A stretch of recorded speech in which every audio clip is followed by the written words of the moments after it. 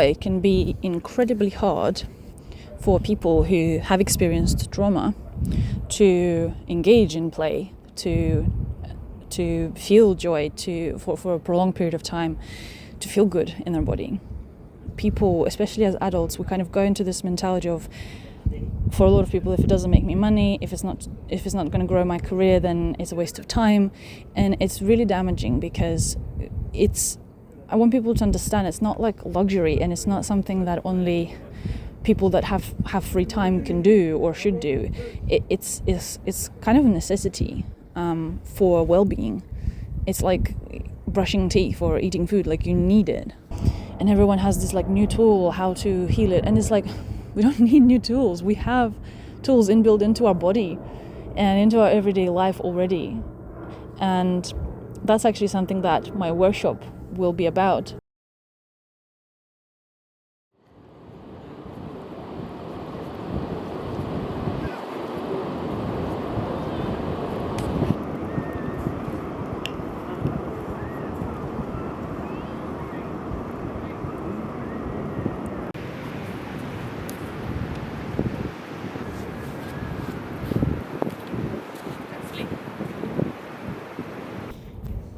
Okay, I'm going to have to use my phone today as my microphone. I hope that's okay. It doesn't distract too much. Something I've encountered on my journey through therapy is something I've developed was a dependency on my therapy. And it didn't happen quickly. I think I must have been about a year into doing somatic work before I became aware of the fact that I am dependent on it. I had this feeling in me of living from therapy session to therapy session, and in between I was still existing mostly in the same states that I was existing in before therapy. And that was happening because I still didn't have a lot of capacity to sit with my experience and be with it on my own. I was scared of going into it, and I would get overwhelmed, and I needed someone else there with me to go into my experience with me, to kind of hold my hand, rather than try and be with it on my own. And I think that is normal to go through when you first start therapy, and you need help. Sometimes it is too much to do this on your own. But what I've realized is that I've been doing it for a year, and I knew that there had to be a new shift that had to happen, because I couldn't live like that all my life, right? I couldn't live kind of scared of my experiences and then waiting for the next therapy session to happen before I'm okay again. And so I started to, little bit by bit, to teach myself how to sit with my own stuff, and that was great. And then I was able to do it all on my own as well. Not everything, of course. There's some things that I still needed help with, and I continue as a therapist myself. Still, I continue to have therapy sessions. It's kind of like part of my lifestyle almost. But what I realized again later was another aspect, and that was that I started to kind of engage with life through the therapy perspective, and I was kind of forgetting and not really understanding how to just live well. And so that's kind of what I want to talk about in this video, and share a really important aspect outside of therapy that we need to come back to be able to heal. Because therapy is great, but then it's like we have to know what to do in between therapy sessions. We have to come back to our everyday life, right? It's like you leave therapist's office, or you close your Zoom meeting and you come back to your home life, to your normal life, to your normal jobs.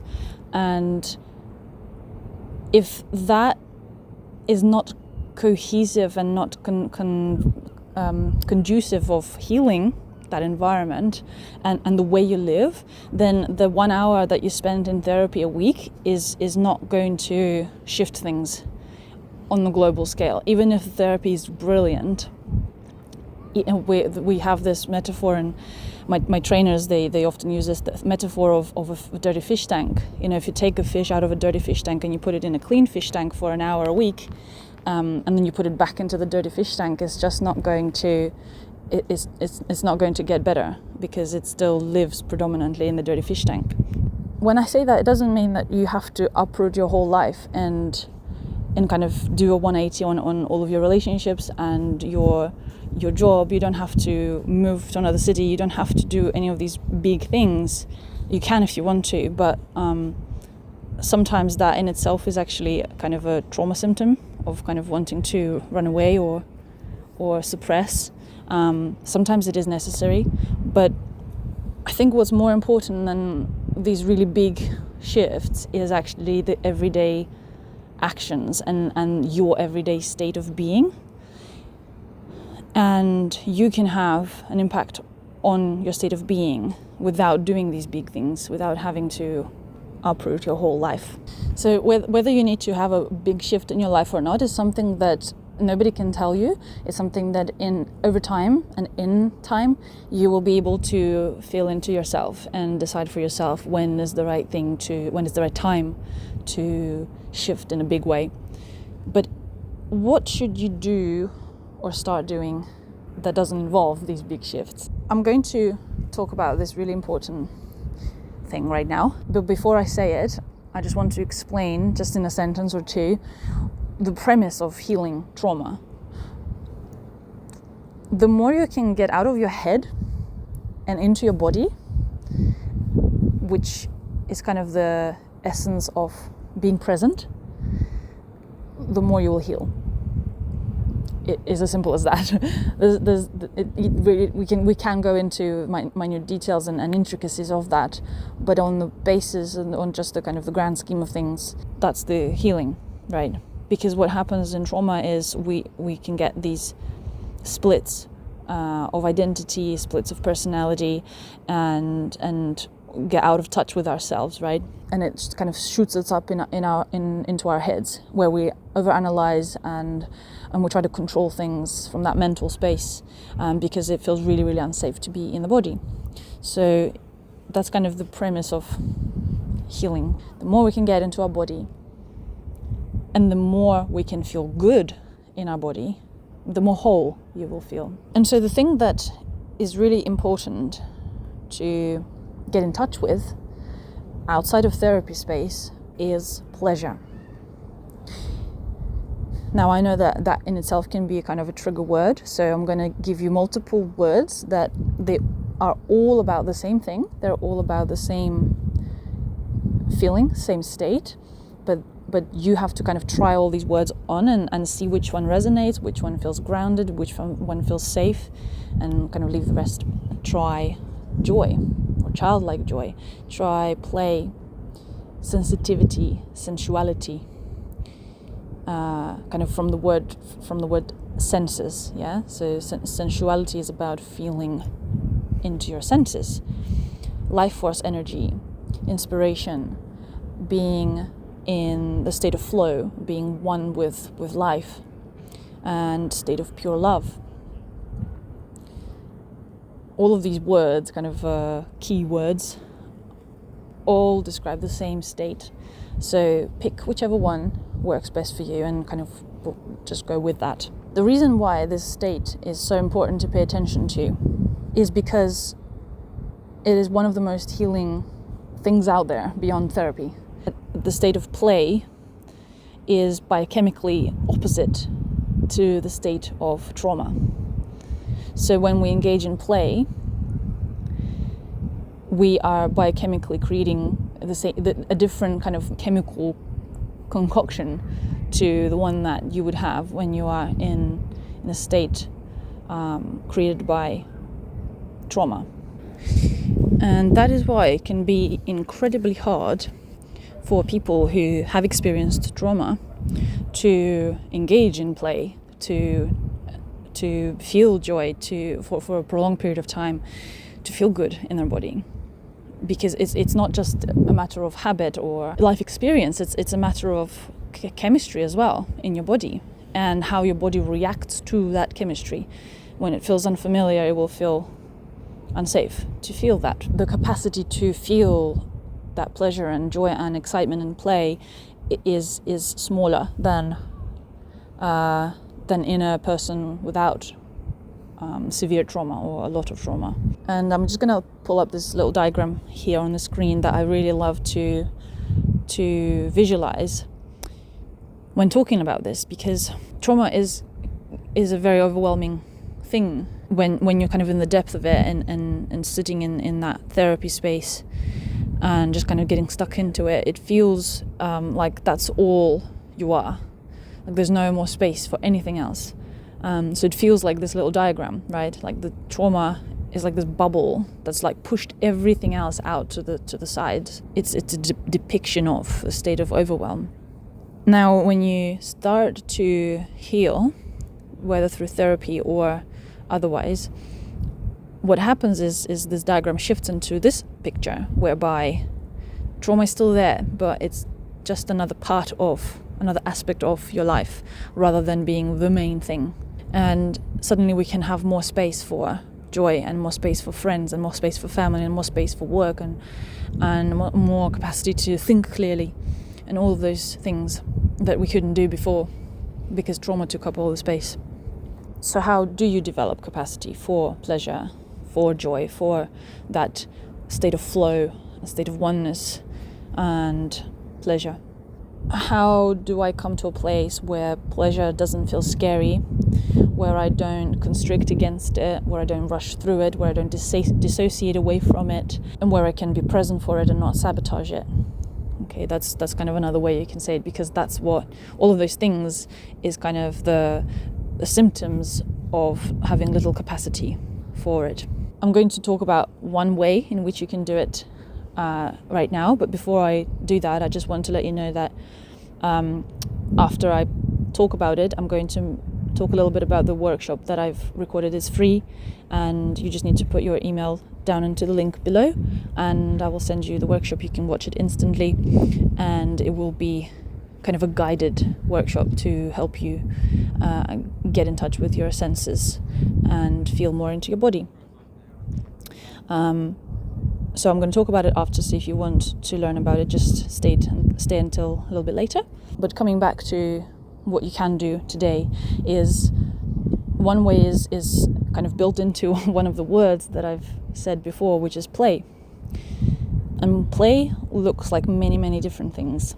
Play can be literal play, in a sense like playing games with friends, with family. Include intentionally times with your loved ones to play games like board games or physical games of kind of sports. Then you've got music, you've got art. There's so many things that people, especially as adults, we kind of go into this mentality of, for a lot of people, if it doesn't make me money, if it's not going to grow my career, then it's a waste of time.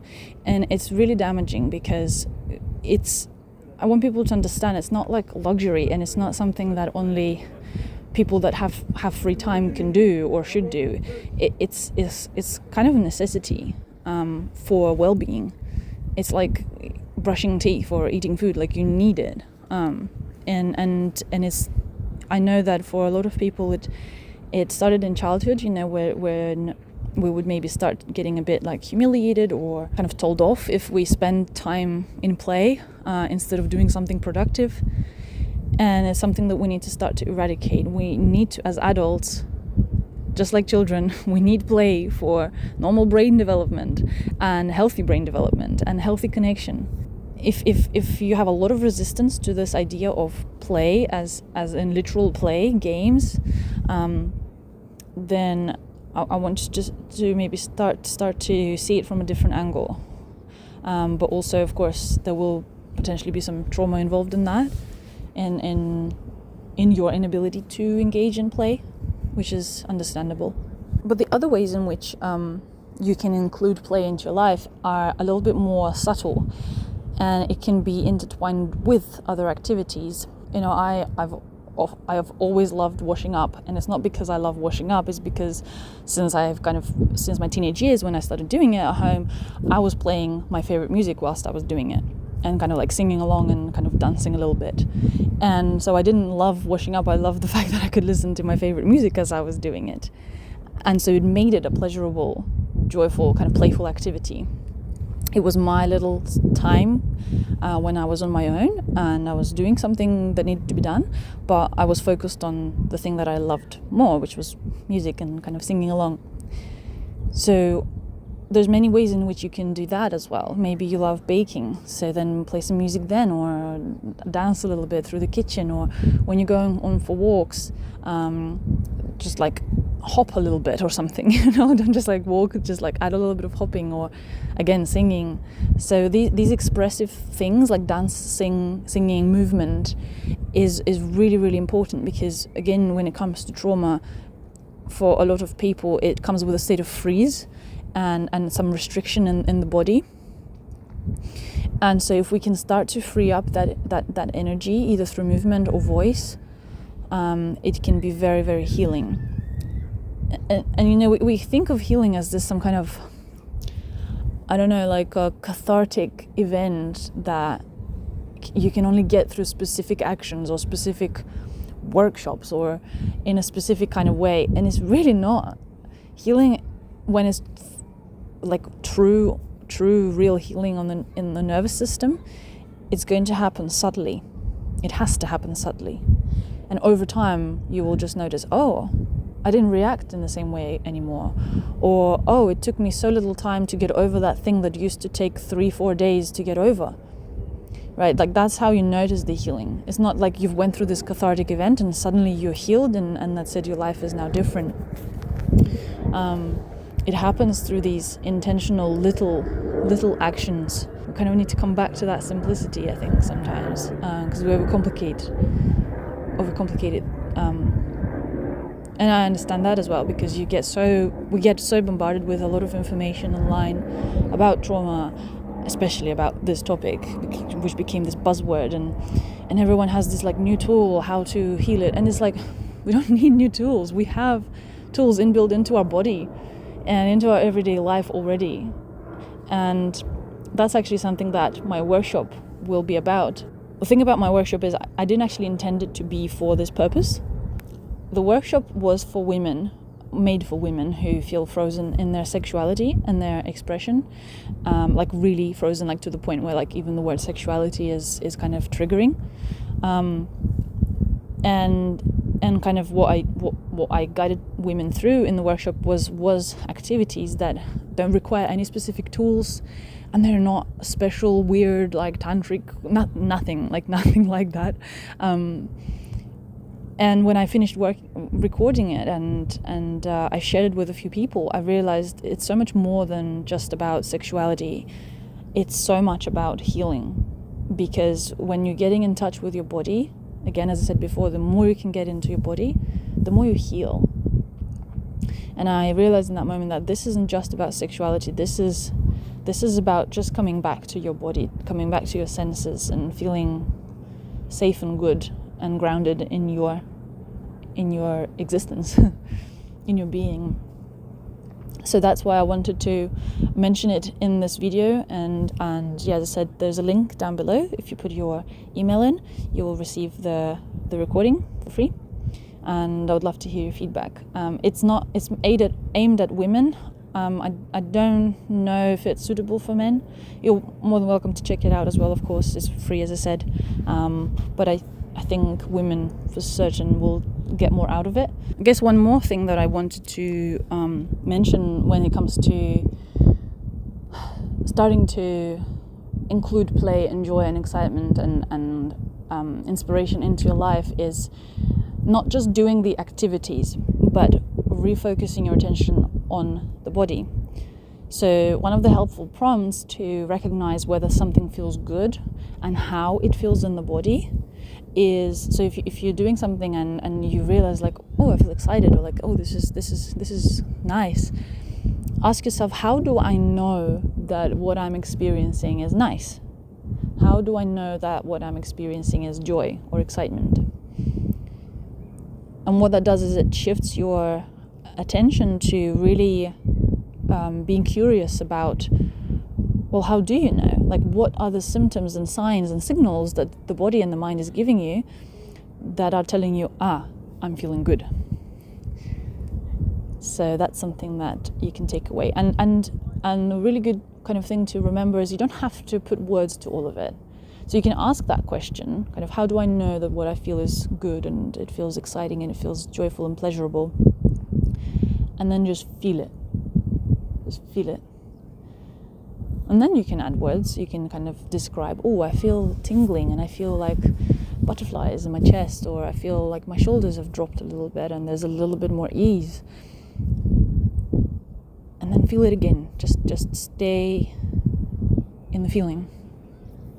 So just start small and start with things that feel the most safe and the most grounded. And if you feel like you need that help, that guidance to kind of go into that space because it just feels so unfamiliar and a little bit scary or a lot scary, then do the workshop, because that is a guided space and it's a kind of a safe space. That's why I didn't want to do it just on YouTube, because I just wanted to create a little bit more of a containment, because I know how vulnerable it can feel. So that is my offering to you. So do please have a look, check that out. The feedback that I've gotten, at least from this workshop, when people did this workshop, was that it made them realize the importance of spending time with themselves and move through that guilt that sometimes a lot of women feel of taking time for themselves, and that it can feel like luxury to start with, but then you realize that it's a necessity to, especially for women, to spend a lot of time on their own, in their energy, in their space. And if you can do it with these sensual practices alongside spending time with yourself, it can just have a dramatic effect on your well-being and helping you to feel whole and healed. So I think I will end it here. I think I've shared enough for now. And thank you so much for tuning in. And if you've got any questions, please leave them down in the comments below. And check out the workshop, as I mentioned, if you want to work with me one-on-one. My website link is down below. And I will see you in the next one.